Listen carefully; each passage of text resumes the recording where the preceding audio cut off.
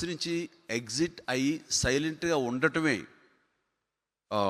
ఇప్పుడు ఇది మా తమ్ముడికి అది హెల్ప్ అవుతుందేమో అని అన్నానా ఏమో తెలియదు నాకు. కాబట్టి నా మద్దతు నా తమ్ముడికి అన్న స్ట్రాంగ్గా మాత్రం నేను చేయలేదండి.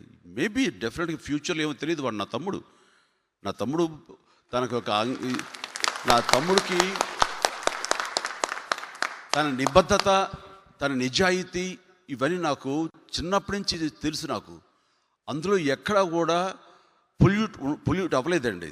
అంతటి నిబద్ధత ఉన్నటువంటి నాయకులు మనకు రావాలి.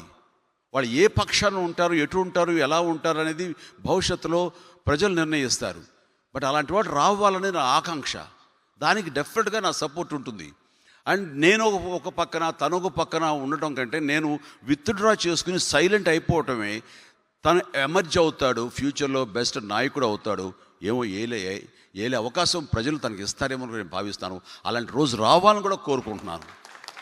సార్ చిరంజీవి గారు